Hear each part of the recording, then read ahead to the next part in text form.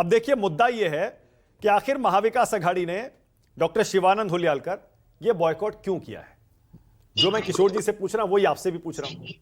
Samajwadi party ने तो शपथ ले ली। मानक जी बोलिए। महाराष्ट्र शाहू फुले अंबेडकर छत्रपति शिवाजी महाराज कर्मभूमि में लोकशाही का हत्या होता है, तो लोकशाही के माध्यम से हम पूरी तरह से ईवीएम के अगेंस्ट में आंदोलन करेंगे। भारत जोड़ो यात्रा जैसे कन्याकुमारी से लेके जम्मू कश्मीर तक हमारा नेता राहुल गांधी जी किया, वैसे ईवीएम हटाओ देश बचाओ, ईवीएम हटाओ बीजेपी हटाओ, ये हमारा नारा रहेगा।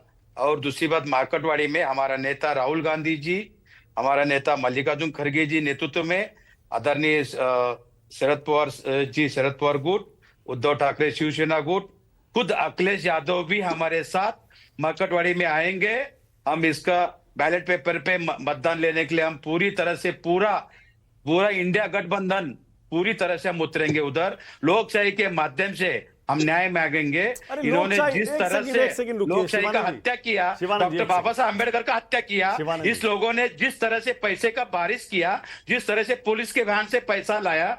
और दूसरी बात, मेरा भी कुछ रिलेटिव आईएएस आईपीएस है, उनसे जानकारी से हमको मिला है। हम भी 50 साल बार बार बोलते हैं बीजेपी वाले कि 50 साल आरएसएस बोलते हैं, 50 साल कांग्रेस सत्ते पे है, तो हमारा भी कोई ऑफिसर है। एक भी ओबीसी ऑफिसर उधर उनके पास नहीं है, लेकिन उनका ही ऑफिसर हमको आके बोलते हैं हम ईवीएम से जब इलेक्शन हुआ 23 तारीख को।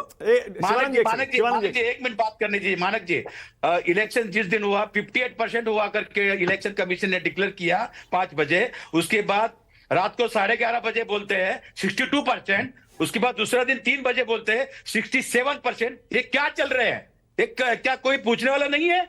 किस तरह से इन लोगों ने 8-9% बढ़ा के जिस पद्धति ने महाविकास आघाड़ी का हत्या किया है इस देश में, गरीब दलित मुस्लिम फार्मर इनका हत्या हुआ है। लोकशाही के माध्यम से हम न्याय मांगेंगे, हम छोड़ेंगे नहीं। अच्छा एक सेकंड, ओके अब सुनिए शिवानंद जी, देखेंगे मानक जी।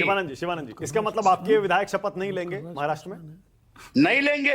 हम ईवीएम के अगेंस्ट में, हाँ ईवीएम के अगेंस्ट में हम फाइट करेंगे। ईवीएम का शपथ कब तक नहीं लेंगे?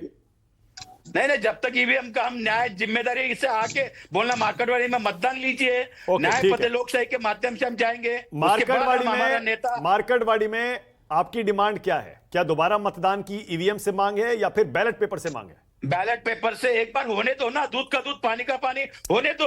अगर आप लोग फॉल्ट नहीं है तो लोगों को जन समुदाय पता होने दीजिए।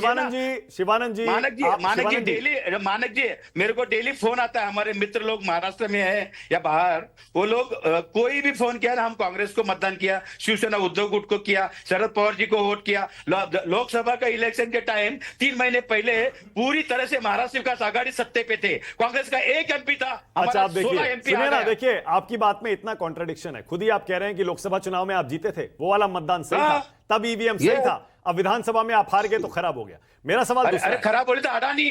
शिवानंद जी रुकिए ना, देखिए बहुत सारे मुद्दों को मिला रहे हैं आप। मैं आपसे सीधा ये पूछ रहा हूं, मार्केटवाड़ी में आप कह रहे हैं कि हमें बैलेट पेपर से चुनाव करवाने दीजिए। अरे आप कैसे चुनाव करवा लेंगे?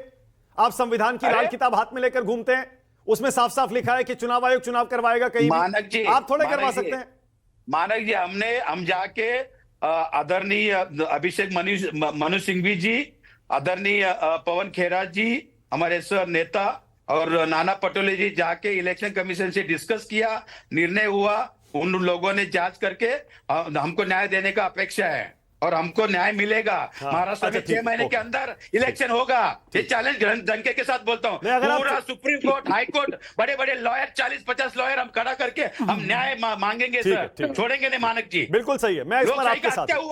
मैं बिल्कुल आपके साथ हूं। अगर आप सुप्रीम कोर्ट, हाई कोर्ट, सुनिए, फुले अंबेडकर का हत्या हुआ है, छत्रपति शिवाजी महाराज का इधर अपमान हुआ है, मराठा समाज का अपमान हुआ है। अगर आप चुनाव आयोग, अरे रुकिए ना मानक जी, न्याय मिलना चाहिए। एक मिनट, अगर आप चुनाव आयोग, हाईकोर्ट, सुप्रीम कोर्ट जाने की बात कर रहे हैं, मैं भी आपके साथ हूं।